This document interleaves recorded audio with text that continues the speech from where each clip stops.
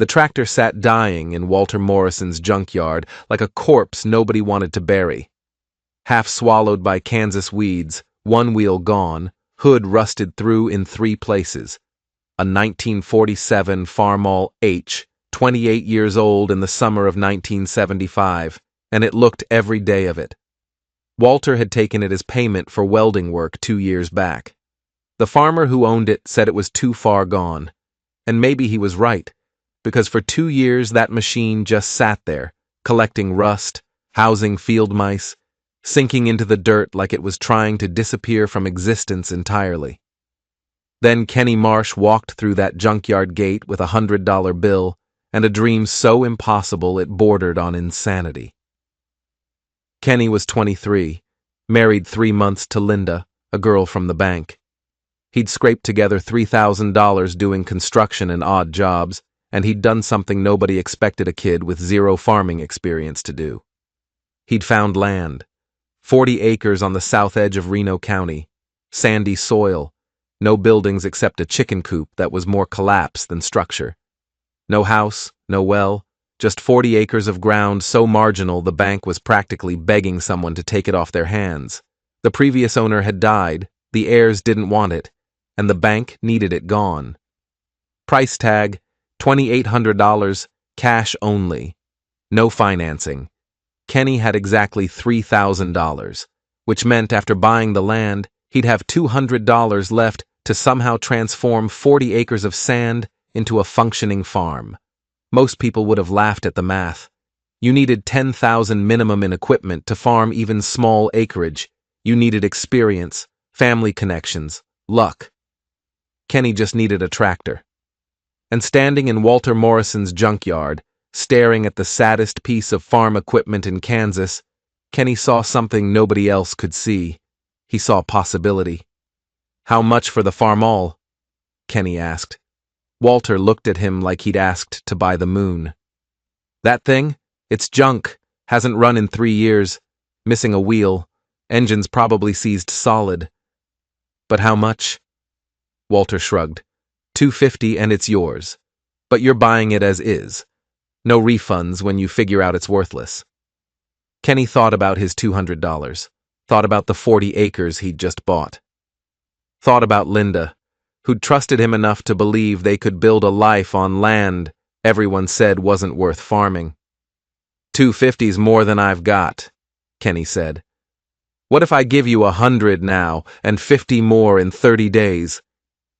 Walter studied this kid's face, saw something that made him curious. "You really think you can make that thing run?" "I know I can." "Why?" "Because I don't have a choice. Either I make it run or I can't farm. And if I can't farm, I just spent everything I have on land I can't use." Walter smiled for the first time all week. "Tell you what, give me 100 now. You get that tractor running and show me it works, I'll forgive the other 150. Kenny blinked. "Why would you do that?" "Because if you can bring that piece of junk back to life, you deserve to keep the money. And because I like a kid desperate enough to try impossible things." They shook hands. Kenny paid his $100, and Walter Morrison watched as this 23-year-old kid with no farming experience hooked a chain to a tractor that hadn't moved in 2 years and dragged it home behind a borrowed truck. Everyone who saw it thought Kenny Marsh had just thrown away his last $100. They had no idea what was coming. Now, before we go any further, you need to understand something. This isn't a story about a tractor. This is a story about what happens when someone with nothing to lose meets a challenge everyone else has abandoned. This is about resourcefulness, determination, and the kind of obsessive problem-solving that turns junk into equity. If you want to hear how a $100 gamble became a paid-off farm and a 20-year legacy that would survive droughts, economic crashes, and everyone who said it was impossible, keep watching. Because what you're about to hear will change how you think about starting with nothing. Kenny's reality in July 1975 was brutal. The Farmall H sat in the dirt beside his 40 acres. No shed to work in, no proper tools, no service manual, 0 experience rebuilding tractors. What Kenny did have was a library card and a willingness to learn. He went to the Hutchinson Public Library and checked out every book they had on small engine repair, tractor maintenance, and international harvester equipment. He read them at night after work, took notes, drew diagrams. Then he started tearing the Farmall apart.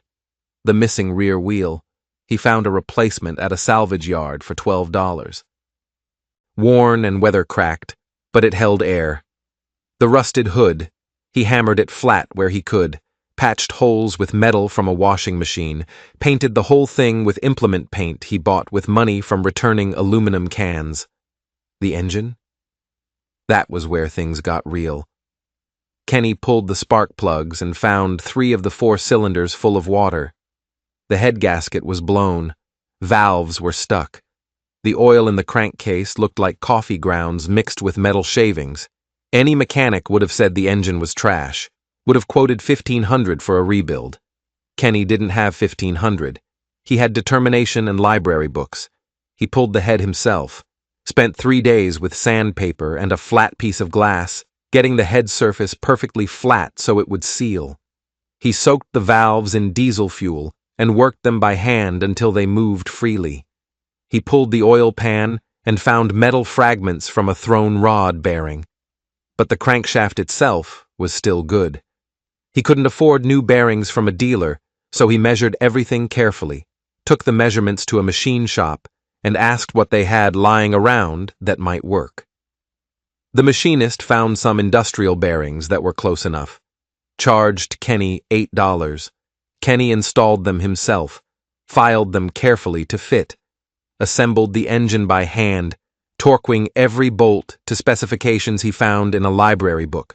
Total invested in parts, $63. Time invested, 4 weeks of evenings and weekends. On August 23, 1975, Kenny filled the Farmall H with oil, gas, and water. Set the choke, spun the crank. The engine coughed once, twice, then caught. Blue smoke poured from the exhaust for the first minute, then cleared. The engine settled into a rough but steady idle. Kenny Marsh stood there in the Kansas heat, covered in grease and dirt, listening to the sweetest sound he'd ever heard. An engine everyone said was dead, running. But here's where it gets interesting. The next day, Kenny drove that tractor to Walter Morrison's junkyard. Walter heard it coming from 100 yards away, came out of his shop wiping his hands, stared at the Farmall H putting down the road like it had every right to be there. Kenny pulled into the yard, shut it off, climbed down. "I'll be damned," Walter said. "Still runs rough. Needs some tuning, but it runs." Walter walked around the tractor, saw the hammered hood, the patched metalwork, the mismatched paint, the rear wheel that didn't quite match the other 3. "Kid, that's the ugliest tractor I've ever seen." Kenny smiled. "But it works." Yeah, it does." Walter pulled out his wallet, handed Kenny $50. "You earned this back. That other 100 you owe me? Forget it. You got that thing running with pocket change and library books. That's worth more than money." Kenny tried to refuse the 50. Walter insisted. "Take it. Buy parts. You're going to need them. Let me stop here and ask you something. When was the last time you looked at something everyone else had given up on and saw potential? When was the last time you bet everything on your ability to figure something out? Drop a comment, because Kenny Marsh did exactly that, and it changed his entire life. That fall, Kenny farmed his 40 acres for the first time. He couldn't afford a plow, so he found a rusted 2-bottom at an auction for $25. Spent a week rebuilding it, replacing worn parts with pieces he fabricated himself or found in junkyards. He couldn't afford seed, so he talked to farmers at the co-op, offered to help with their harvest in exchange for whatever wheat seed they'd give him. He couldn't afford fertilizer, so he didn't use any. Just worked the ground as best he could and planted wheat in September. The Farmall H pulled the plow, pulled the disc, pulled the drill Kenny borrowed from a neighbor. It ran rough. It smoked sometimes. It leaked oil. But it worked. That winter, Kenny worked construction during the week and maintained his tractor on weekends. Adjusted valves, replaced worn parts, learned the machine inside and out. By spring, The Farmall was running better than when he'd first gotten it started, and in June of 1976, Kenny harvested his first crop. 40 acres of wheat on sandy ground with no fertilizer didn't produce much. His yield was maybe 15 bushels per acre, 600 bushels total. At wheat prices that June, that was about $1,400 gross. After seed costs and fuel and the custom cutting he'd hired, Kenny netted about $900. $900 from land everyone said wasn't worth farming, using a tractor everyone said was worthless. Kenny took that $900 and paid it directly against his land note. After that first year's payment, he owed almost nothing on the land. But more importantly, he'd proven something. He'd proven that starting with nothing wasn't the same as having nothing. That resourcefulness could substitute for capital. That determination could overcome disadvantage. And he'd proven that the Farmall H, the tractor nobody wanted, the $100 gamble everyone said was throwing money away, was the most valuable asset he owned. But the real test was still coming. The years that followed established a pattern. Every season, Kenny farmed his 40 acres. Wheat in the winter, sometimes soybeans or milo in the summer if moisture was good. He kept costs minimal, did all his own work, maintained the Farmall himself, and every year, without fail, that 1947 Farmall H started up and worked. 1977, Kenny bought a grain drill for $50 and rebuilt it. The Farmall pulled it. 1978, he found a hay rake for $30. The Farmall pulled that too. 1979, he added a small hay baler he got for $100 at a bankruptcy auction. The Farmall powered it. Every piece of equipment was old. Every piece was cheap. Every piece required Kenny to rebuild or repair it before it would work. But every piece, once fixed, did its job. And the Farmall pulled it all. By 1980, 5 years after buying that tractor for $100, Kenny had turned his 40 acres into a functioning small farm. He was netting about $3,000 a year. Not a fortune, but steady income, reliable income. Income that let him and Linda save money, pay cash for equipment, avoid debt. His neighbors farmed bigger, had newer equipment, made more money in good years. But Kenny had something they didn't: complete financial security, zero debt, zero vulnerability to bad years or market crashes. Here's what you need to understand about this, and this is critical. Kenny wasn't succeeding because he was a better farmer. He was succeeding because he'd eliminated the main thing that destroys farmers: fixed costs during variable income years. His tractor was paid for. His land was nearly paid off. His equipment was cheap enough that if it broke, he could fix it or replace it without taking on debt. And then 1983 hit. A drought slammed Kansas, the worst in 20 years. Wheat yields across the county dropped by 60%. Farmers who'd planted hundreds of acres expecting 25 bushel yields got 8 or 9. Kenny's 40 acres on sandy ground that was marginal in good years produced almost nothing, maybe 3 bushels per acre, 120 bushels total. At 1983 prices, that was about $400 gross income. After costs, Kenny broke even. No profit, no loss, just survival. His neighbors, the ones farming bigger with newer equipment and high overhead, had catastrophic losses. Equipment payments they couldn't make, operating loans they couldn't service. Some of them lost their farms that year. Kenny lost a year of profit. That's all, because his overhead was so low, because his equipment was paid for, because his land was paid off. Breaking even wasn't a crisis. It was just a year to get through.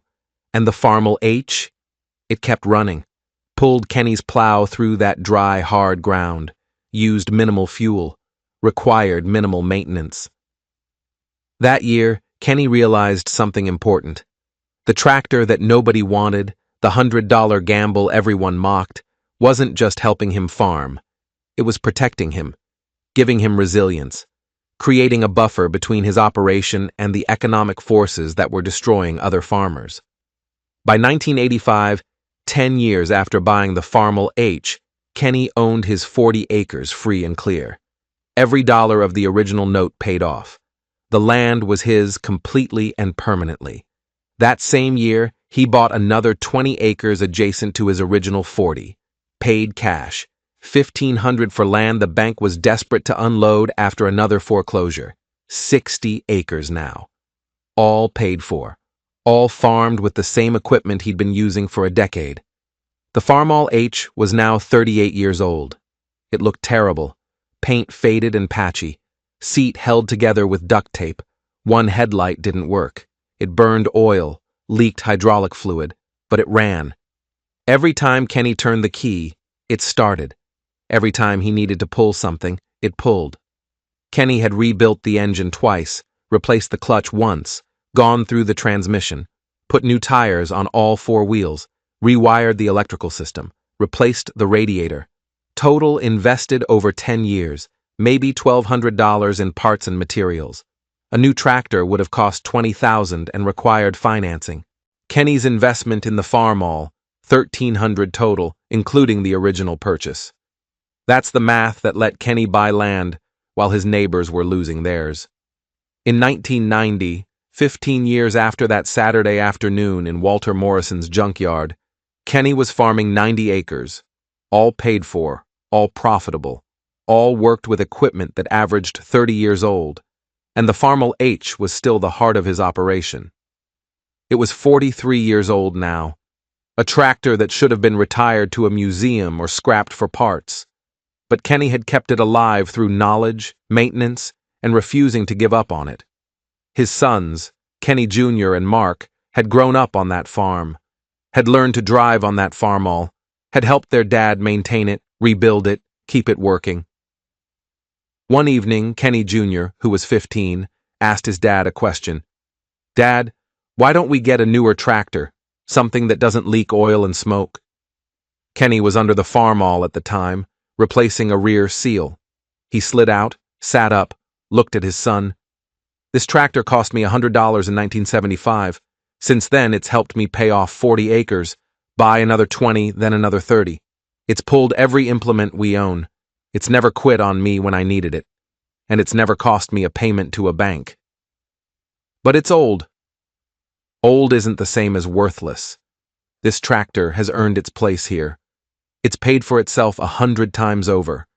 And as long as I can keep it running, it's staying." Kenny Jr. thought about that. "What happens when you can't fix it anymore?" "Then I'll find another tractor nobody wants and make it work. Because that's what we do. We take things other people have given up on, and we make them valuable." Now I want to hear from you. What's the thing in your life that everyone says isn't worth keeping? What's the project, or the tool, or the vehicle that people tell you to replace, but you know still has value? Leave a comment.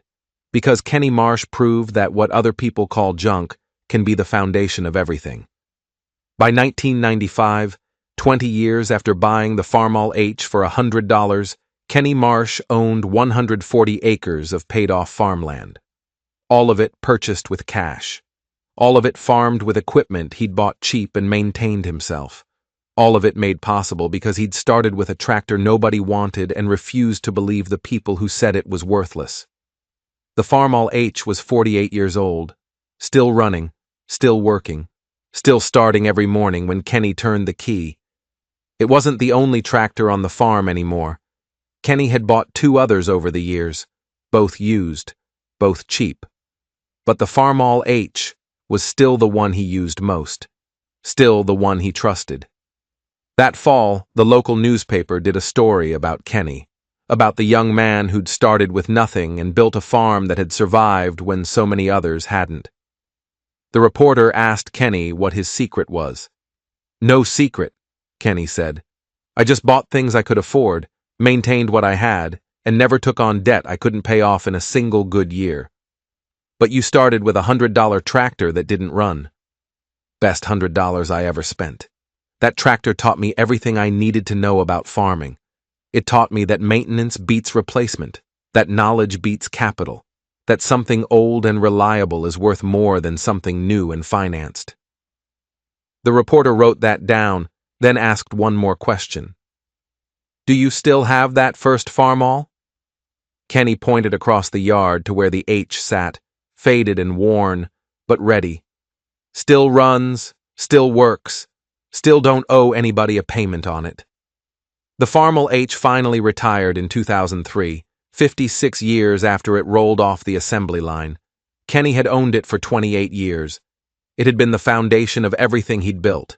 Kenny didn't scrap it, didn't sell it, he restored it completely. Proper paint job, new seat, fixed everything that leaked or smoked or rattled. Then he parked it in a shed he built specifically for it, and he put a sign next to it that read, 1947, Farmall H, purchased 1975 for $100, paid for 140 acres of land, never missed a season, never had a payment, never quit. Kenny Marsh is 72 years old now, still farms his land, though his sons do most of the work. The operation has grown to 200 acres, all paid off, all profitable. They run modern equipment now, tractors from the 1990s and 2000s, all bought used, all paid for in cash, all maintained meticulously. But that 1947 Farmall H still sits in its shed. Preserved and honored. Every spring, Kenny fires it up, lets it run for a few minutes, makes sure everything still works. And he tells his grandchildren the story of how their family farm was built on the back of a tractor nobody wanted. This machine, he tells them, cost less than a tank of diesel costs today, but it bought our land. It created our security. It gave us freedom. Everyone who saw it in 1975 thought I was a fool, thought I'd wasted my last $100. But that tractor was the smartest investment I ever made, not because it was valuable, but because I made it valuable through work and determination. Remember that. Value isn't just about what something costs, it's about what you do with it. So let me leave you with this. Right now, there's something in your life that everyone tells you isn't worth it. A project that seems too far gone. A goal that seems impossible. A dream that seems unrealistic. But Kenny Marsh proved that impossible is just another word for nobody else had the determination to figure it out. He bought a $100 tractor in 1975 that no one wanted. A machine everyone said was junk. A gamble everyone said would fail. 28 years later, that tractor had paid off his land and built a legacy that's now spanning 3 generations, not because the tractor was special, but because Kenny refused to believe the people who said it was worthless. If this story inspired you, if it changed how you think about starting with nothing and building something real, do 3 things. First, subscribe to this channel for more stories about people who succeeded by seeing value where others saw only junk. Second, drop a comment telling me what's your $100 Farmall. What's the thing you're working on that everyone says isn't worth it? Third, share this with someone who's trying to start something with limited resources. Someone who needs to know that starting with nothing isn't the same as having nothing. Kenny Marsh bought a tractor for $100 that nobody wanted. 28 years later, it had helped him build a 140-acre farm worth over $500,000. All because he understood that value isn't what something costs. Value is what you make it become. Thanks for watching. I'll see you in the next one.